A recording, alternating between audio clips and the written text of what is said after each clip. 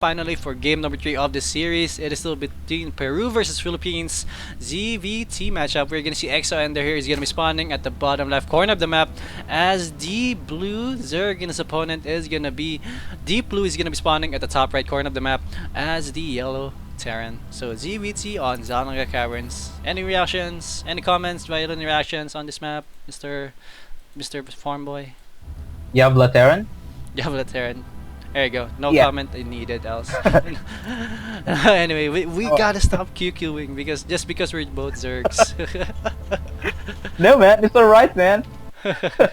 Now the Terran player opting for a very standard opening, going for supply first. So it's gonna Well, be you have pretty much a big advantage already for the Terran. So there you go. No, we can't do that.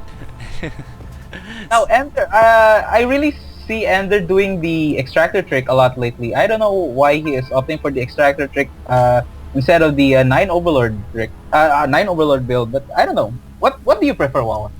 Oh, I didn't see what he did. He went for the 10 Overlord. You said.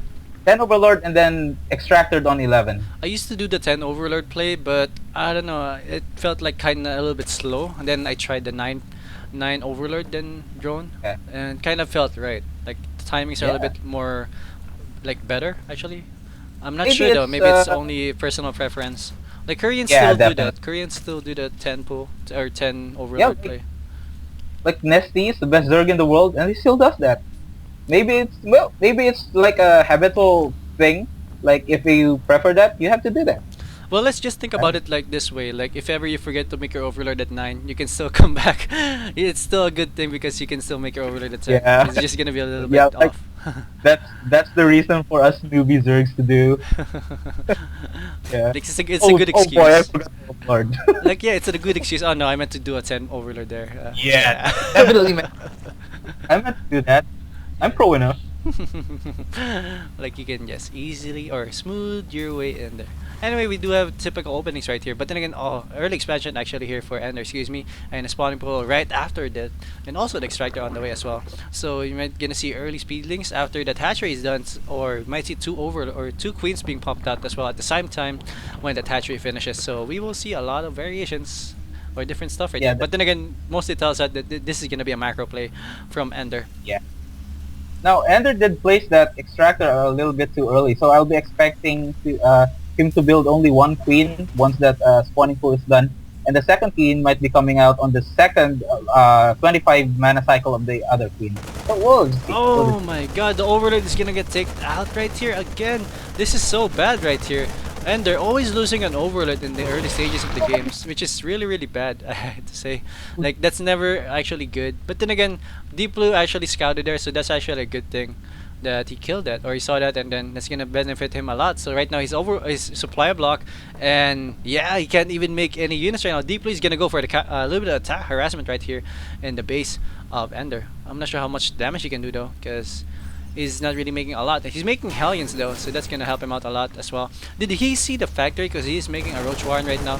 Let's see. No, he didn't see the factory, but then again, most likely it's a cell. Oh, he's gonna lose another Overlord. Keeps losing Overlord. My god. Yeah, right now eXoEnderr is pretty sad as 2 Overlords early stages of the game. That's really, really bad. I don't know. I don't know what's gonna happen here. Yeah, and they're very displeased with this laxing play there, and he has to make more units. Well, he is making 3 roaches right now and 2 zerglings, and that's gonna be enough to fend off this marine count. But will he be able to recover from that 2 Overlord deaths of it? Oh, killing off that Hellion already. And then Very Saints good. and not really doing anything at all in the harvester line of Mr. Ender. So he's gonna transition to just making a command center right now. Oh man, this is gonna be huge. If Ender finds out what's happening right now in the base of DeepBlue, he's just gonna mess up Zerglings and Roaches, and he can just actually ruffle stomp his way into the victory right Yeah. here. But we will see that if he knows what's happening. This is gonna be huge. Second rank's on the way right now for Mr. DeepBlue as well. Yeah, now Ender is really behind in terms of harvesters right now. 25 for the Terran player and 18 for him, and that's not counting the mules, everybody. So it's gonna be very hard for Ender to deal with if he doesn't drone up right now against the Terran player.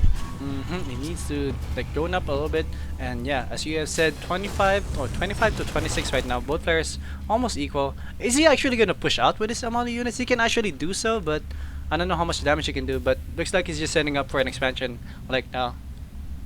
Now, I think when his second tank goes out and siege mode is finished, he might actually think about pushing out.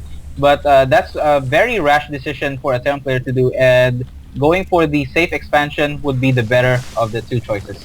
So right now he's making Baneling Nest, he just started it, and Speedling or Speed upgrade for the Zerglings has just started actually. Not even halfway done, so that's a little bit late, but then again he did have the roaches to defend against those Hellions.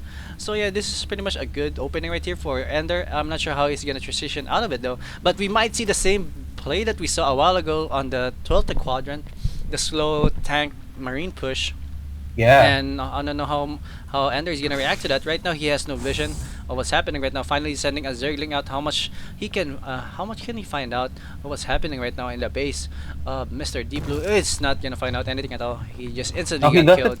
Yeah, he just got didn't killed. see the command center, right? But then again, most likely it's a tell that whenever there's a siege tank there, like there's always another, there's always something to defend it from. I like what do you call it? Yeah. It's always defending something. Like that's why it's there.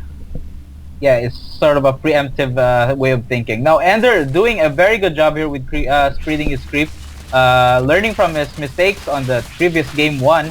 The creep spread is gonna help him out against the siege tanks and those marines. But actually, the Terran player is gonna push right now. And Ender is actually gonna see that, and pretty sure he's gonna make a lot more units than that. Canceling, he did cancel. Did he cancel those drones? Wow. I don't know. Maybe those drones got finished, but hopefully those drones got finished. Like, oh yeah.